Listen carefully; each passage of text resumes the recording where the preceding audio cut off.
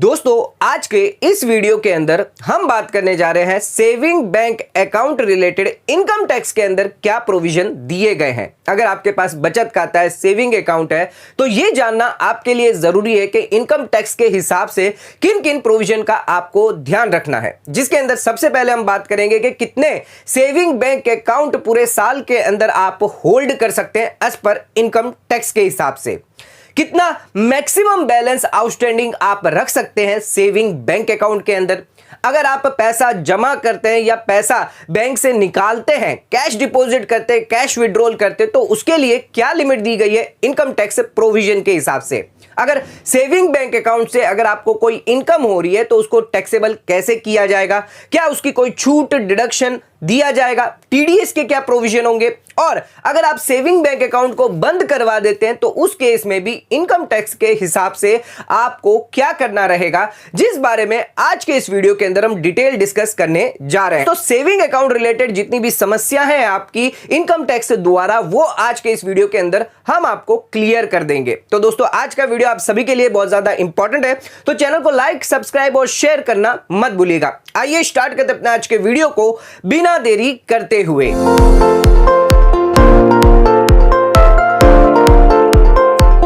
दोस्तों आइए स्टार्ट करते अपना आज के वीडियो को और बात करते हैं कि सेविंग बैंक अकाउंट अगर आपके पास है तो इनकम टैक्स द्वारा किन किन बातों का आपको ध्यान रखना है। सबसे पहले हम बात करेंगे कि कितने सेविंग बैंक अकाउंट आप रख सकते हैं इनकम टैक्स एक्ट के हिसाब से। तो दोस्तों हम आपकी जानकारी के हिसाब से बता दें कि इनकम टैक्स एक्ट के अंदर ऐसा कोई भी प्रोविजन नहीं दिया गया है जिसके अंदर यह बताया गया है कि आप एक से ज्यादा सेविंग बैंक अकाउंट नहीं रख सकते। यानी कोई भी लिमिट जो है वो स्पेसिफाई नहीं करी गई है, यानी आप कितने भी number of saving bank account hold कर सकते हैं। आप 2 कर सकते हैं, 3 कर सकते हैं, 5 कर सकते हैं, 10 कर सकते हैं, जितने चाहे वो आप सेविंग बैंक अकाउंट जो है वो ओपन करवा सकते हैं। लेकिन अगर आपके पास ज्यादा सेविंग बैंक अकाउंट है तो कुछ चार्जेस आपको लग जाते हैं, जैसे कि बैंक चार्जेस। आप उन सभी बैंक अकाउंट का आपको देना होगा जितने भी आपने सेविंग बैंक अकाउंट होल्ड करे हैं। बैंक चार्ज के बाद debit card, credit card charges लग जाते हैं, डेबिट कार्ड चार्जेस लग जाते हैं, एटीएम कार्ड चार्जेस लग जाते हैं जो अलॉट किए जाते हैं उन बैंकों द्वारा, या फिर पासबुक अगर आप लेते हैं या स्टेटमेंट आप अपडेट करवाना चाहते हैं तब आपको चार्जेस देने पड़ जाते हैं। चेकबुक आप लेते हैं तो उसके लिए भी चार्जेस देने पड़ जाते हैं। एसएमएस बैंक द्वारा आपको अलर्ट मैसेज भेजा जाता है तो उसके भी चार्जेस आपको देने पड़ जाते हैं। तो जितने नंबर ऑफ ज्यादा बैंक अकाउंट आप रखेंगे उतने ही चार्जेस आपको ज्यादा देने पड़ जाते हैं। इसके अलावा अगर आप हर एक बैंक के अंदर 5 बैंक आपने मेंटेन करके चलिए तो 5 बैंक के अंदर अगर मिनिमम बैलेंस की रिक्वायरमेंट है 10,000 मान के चलते हैं तो इस केस में 50,000 आपका जो बैलेंस है वो ब्लॉक हो जाता है। उस पर सिर्फ सेविंग का ब्याज मिलता है, 2 से 3 से 4% तक मिलता है। लेकिन अगर आप उसको फिक्स डिपॉजिट करते हैं तो उसमें आपको 7 से 8% तक का ब्याज दिया जाता है। तो ये ब्लॉकेज ऑफ फंड आपका हो जाता है। अगर आपने ज्यादा number of saving bank account रखे हैं तो कितने सेविंग बैंक अकाउंट रखना सही माना गया है, तो आप 2 से 3 अगर सेविंग बैंक अकाउंट रखते हैं तो यह सही माना गया है। अगर इससे ज्यादा अगर आपको है तो अगर आपकी जरूरत के हिसाब से, आपकी नीड के हिसाब से आपको ज्यादा करने तो आप कर सकते हैं, कोई दिक्कत नहीं है। लेकिन एक्सपर्ट की मानने तो एक्सपर्ट के हिसाब से 2 से 3 सेविंग बैंक अकाउंट सही होता है एक इंडिविजुअल पर्सन के लिए। दोस्तों 2 से 3 सेविंग बैंक अकाउंट रखना यह भी फायदा करता है कि अगर आप ज्यादा यूपीआई का पेमेंट करते हैं, यानी यूपीआई से ज्यादा जो है गूगल पे करते हैं या पेटीएम करते हैं, तो उस केस में जो आपका जो मेन अकाउंट है जिसके अंदर आपकी सारी इनकम आती है, चाहे सैलरी से इनकम आती है या कोई और अदर इनकम आती है, तो उस अकाउंट को कभी भी आप लिंक ना करें कहीं भी ऐप से। तो उसके लिए आप अलग से सेकेंडरी सेविंग बैंक अकाउंट रख सकते हैं। सेकेंडरी या थर्ड जो है सेविंग बैंक अकाउंट रख के उनको वहां से जो है फंड जो है मेन अकाउंट से फंड उन सेकेंडरी अकाउंट में जो है ट्रांसफर करें और उन सेकेंडरी अकाउंट को ही अपना लिंक करें कहीं पर भी आपको जहां पर भी करना है। आप अपने मेन अकाउंट को कभी भी किसी भी ऐप से लिंक ना करें तो आप फ्रॉड होने से बच सकते हैं। तो यह एक फायदा होता है कि आप 2 से 3 अगर सेविंग बैंक अकाउंट रखते हैं तो आपको जो है बेनिफिट मिलता है कि आप अपना पैसा जो है वो सही से सिक्योर कर सके। या अगर किसी को जरूरत है 2 रखने की, 3 रखने की, अगर किसी को 5 की है तो वो 5 भी रख सकता है। लेकिन ध्यान रखिएगा बैंक चार्जेस, ये सभी चार्जेस जो है वो एप्लीकेबल रहते हैं।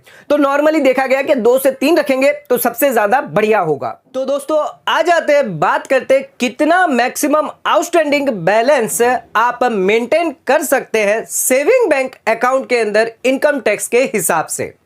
तो दोस्तों क्या मैक्सिमम बैलेंस आप होल्ड करके चलेंगे, जिसके लिए इनकम टैक्स एक्ट के अंदर ऐसा कोई भी प्रोविजन नहीं दिया गया है। यानी आप जितना चाहे उतना बैलेंस आप मेंटेन कर सकते हैं। आप चाहे 10 लाख, 20 लाख, 50 लाख, 1 करोड़, कितना भी बैलेंस आपके सेविंग अकाउंट में हो सकता है, जिसके लिए कोई लिमिट नहीं रखी गई है इनकम टैक्स एक्ट के अंदर।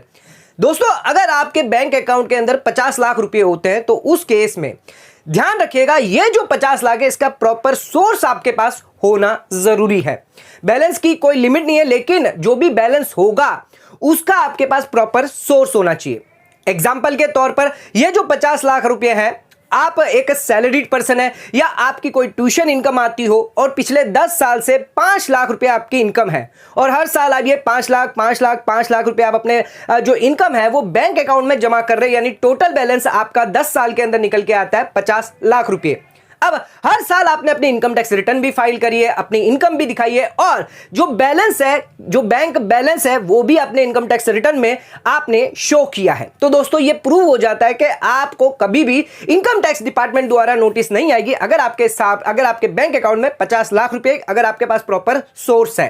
लेकिन अगर आपके पास प्रॉपर सोर्स नहीं है, अचानक आपने कभी 15 लाख, कभी 20 लाख, कभी 50 लाख रुपए डाल दिए अपने बैंक अकाउंट में, तो इस केस में इनकम टैक्स डिपार्टमेंट द्वारा आपको नोटिस आ सकती है। आपसे पूछा जा सकता है इसका प्रॉपर सोर्स। अगर आप ये बताते हैं कि ये मुझे गिफ्ट से मिला है या मैंने किसी से लोन लिया है, तो ध्यान रखिएगा इनकम टैक्स डिपार्टमेंट जिससे आपने लोन लिया है, गिफ्ट लिया है, उसका भी सोर्स पूछ सकती है कि उसके पास ये पैसा कहां से आया। और अगर जो पैसा जिससे आपने लिया है गिफ्ट के रूप में या लोन के रूप में, अगर वो बताने में असमर्थ रहा या उसने अपनी इनकम टैक्स रिटर्न उसके हिसाब से प्रॉपर नहीं भरी है, उतनी उसकी इनकम नहीं है, लेकिन उतना उसने पैसा जो आपको दिया है, तो उस केस में उस पर भी इंक्वायरी हो सकती है, उस पर भी नोटिस आ सकती है और ये जो पैसा है आपका एक ब्लैक मनी माना जाएगा। तो दोस्तों ध्यान रखिएगा कि प्रॉपर सोर्स आपके पास होना चाहिए। बैलेंस आप कितना भी रख सकते हैं, उसके लिए कोई भी रेस्ट्रिक्शन नहीं रखी गई है इनकम टैक्स एक्ट के अंदर। दोस्तों आ जाते हैं अब अपने अगले पॉइंट पे। तो कैश कितना आप डिपॉजिट कर सकते हैं, कितना कैश आप विड्रॉ कर सकते हैं इनकम टैक्स एक्ट के हिसाब से। तो दोस्तों अगर आपके पास सेविंग बैंक अकाउंट है तो ध्यान रखिएगा आप कैश डिपॉजिट कितना भी कर सकते हैं। इनकम टैक्स एक्ट के अंदर ऐसी कोई भी लिमिट स्पेसिफाइड नहीं की गई है। सर ये आप क्या कह रहे हैं? यस दोस्तों, आपने सही सुना है कि कैश डिपॉजिट की कोई भी लिमिट स्पेसिफाइड नहीं करी गई है, लेकिन एक बात आपको ध्यान रखनी होगी, कैश रिपोर्टिंग की लिमिट जो है वो दी गई है। कैश डिपॉजिट करने की, इंडिविजुअल अगर कोई कैश डिपॉजिट करता है वो अपने सेविंग बैंक अकाउंट के अंदर कितना भी पैसा जमा कर सकता है, सिर्फ उसको प्रॉपर सोर्स उसका पता होना चाहिए। क्योंकि इनकम टैक्स डिपार्टमेंट द्वारा अगर कभी भी आपको नोटिस आती है तो प्रॉपर सोर्स आपके पास होना चाहिए, तो आप कितना भी कैश डिपॉजिट कर सकते हैं। चाहे आप 10 लाख करते, 50 लाख करते या 1 करोड़ करते, कोई रेस्ट्रिक्शन नहीं रखी गई है। लेकिन एक रेस्ट्रिक्शन जो है जो रखी गई है 10 लाख रुपए के लिए, अगर आप कैश डिपॉजिट करते हैं तो उस केस में बैंक या फिर पोस्ट ऑफिस या फिर कोऑपरेटिव बैंक इन्हें रिपोर्टिंग करनी होती है इनकम टैक्स डिपार्टमेंट को। पूरे साल के अंदर अगर आपने टुकड़े टुकड़ों में 10 लाख रुपए उससे ज्यादा अगर जमा करा है तो बैंक और पोस्ट ऑफिस को रिपोर्टिंग करने की मैंडेटरी रिक्वायरमेंट होती है। लेकिन यह कहीं पर भी नहीं कहा गया कि एक इंडिविजुअल कितना कैश जो है वो जमा करवा सकता है, उसके लिए कोई भी लिमिट स्पेसिफाइड नहीं करी गई है। तो बैंक हो गई, पोस्ट ऑफिस हो गई, पूरे साल के अंदर अगर 10 लाख रुपए आपने जमा कर दिए, 10 लाख से ज्यादा जमा कर दिए, तो उस केस में आपके जो बैंक है या पोस्ट ऑफिस है वो इनकम टैक्स डिपार्टमेंट को जो ये इंफॉर्मेशन आपकी डिटेल जो है अकाउंट की वो इनकम टैक्स डिपार्टमेंट को ट्रांसफर कर दी जाएगी और इनकम टैक्स डिपार्टमेंट द्वारा ये देखा जाएगा कि जो पैसा आपने जमा करवाया है क्या आपकी पिछली इनकम के मुकाबले ये मैच कर रहा है या नहीं कर रहा है। अगर नहीं कर रहा है तो उस केस में आपको नोटिस भेजकर आपसे पूछा जा सकता है क्या है उसका सोर्स। प्रॉपर सोर्स ना बताने पर आपको इंटरेस्ट से पेनल्टी अनएक्सप्लेन कैश आपका माना जाएगा। तो दोस्तों ध्यान रखिएगा कि 10 लाख से ज्यादा और करते हैं उससे तो एक बैंक के अंदर करते हैं, यह लिमिट सिर्फ एक बैंक के लिए रखी गई है। यानी अगर आप अलग अलग 3 डिफरेंट बैंक में 10-10 लाख रुपए करते हैं तो कोई भी बैंक जो वो आपकी रिपोर्टिंग नहीं करेगा, तो इससे आप बच सकते हैं। लेकिन अगर आपने एक ही बैंक के अंदर एक से ज्यादा अकाउंट क्यों ना हो, अगर आपने अलग अलग अकाउंटों में भी अगर पूरे साल के अंदर 10 लाख रुपए उससे ज्यादा जमा करें तो आपको इनकम टैक्स डिपार्टमेंट द्वारा नोटिस आ सकती है। दोस्तों इसी के साथ एक और पॉइंट इसमें निकल के ये आता है कि आपने अगर 20 लाख रुपए पूरे साल के अंदर जमा करवा रहे हैं या निकलवा रहे हैं, विड्रॉ करवा रहे हैं, तो उस केस में आपको पैन कार्ड, आधार कार्ड देना मैंडेटरी होगा। ये एक नया नोटिफिकेशन जारी किया गया था जिसके अंदर कैश डिपॉजिट, कैश विड्रॉल के लिए अब आपको पैन कार्ड, आधार कार्ड देना होगा। इससे पहले, इस रूल से पहले जो रूल था वो पर डे के हिसाब से था कि पर डे अगर आपके पास 50,000 रुपए आप जमा करते तो उस केस में आपको पैन कार्ड देना होता था, लेकिन कोई एनुअल रूल नहीं था, यानी पूरे साल के अंदर कितना करे उसके लिए कोई भी लिमिट स्पेसिफाइड नहीं करी गई थी। लेकिन इस